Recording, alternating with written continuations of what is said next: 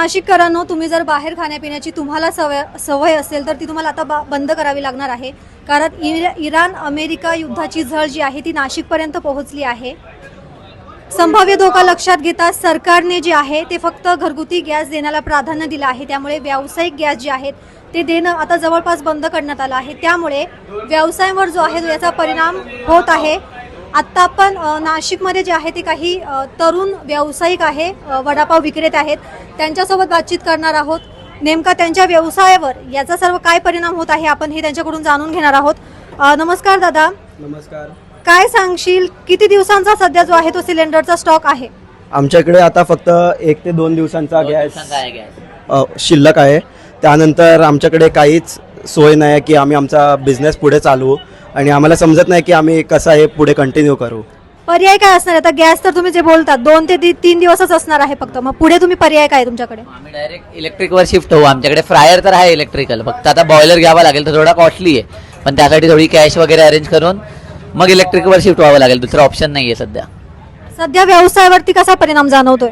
परिणाम म्हणजे आता मेन तर खूप जास्त महाग होतो गॅस. तो म्हणजे जो 1900ला वगैरे यायचा तो डायरेक्ट 3000 आणि 4000 आणि 5000 मागतात आणि त्यात पण भेटत नाही. आम्ही तर तयार आहे घ्यायला, पण तो पण भेटत नाहीये.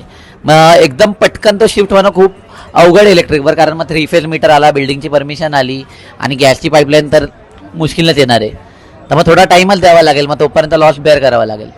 आता जे इथे काही कर्मचारी असतील तर त्यांच्या जे आहे इन्कमवरती परिणाम होणार आहे, त्याबद्दल काय सांगा?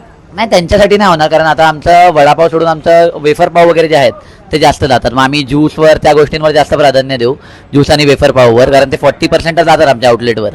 तर त्याला काय इलेक्ट्रिसिटी लागते, ग्रिल मशीन लागते, तिथं आपलं हाय शॉर्टेज. तर मग त्यांचं रोलिंग तर सुरूच राहणार, कारण या सगळ्या प्रॉब्लेममुळे त्यांच्या इन्कमवर अफेक्ट होऊन तर देणार नाही आम्ही त्यांच्यावर किंवा कॉलेजच्या मुलांना खायला वगैरे. कसं ना कसं तरी मॅनेज करायला लागेल आम्हाला. पण गॅस कंपन्या असतील तर त्यांच्याकडून तुम्हाला काही आश्वासनं मिळाली आहेत का? नाही, असे तर काही आश्वासनं नाही मिळाली आहेत आम्हाला, पण आम्ही होप करतो की लवकरात लवकर ही परिस्थिती चांगली व्हावी आणि सर्वांचं चांगलं व्हावं. तेच आहे की म्हणजे काहीतरी मिडल वे आला पाहिजे, म्हणजे असं पटकन होण्यापेक्षा ॲटलिस्ट काहीतरी एक ऑप्शन द्यायला पाहिजे. सरकारकडून काही मागणी आहे?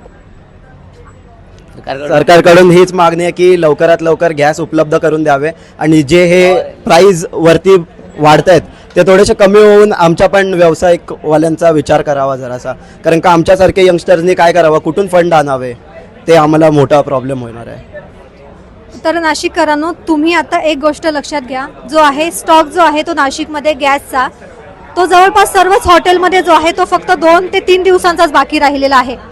त्यामुळे आता हॉटेल व्यावसायिक असतील किंवा वडापाव विक्रेते असतील, सर्वच जे आहे ते सध्या चिंता व्यक्त करत आहे. कॅमेरामन आकाश भालेराव सह मी वैष्णवी सांगळे, नाशिक.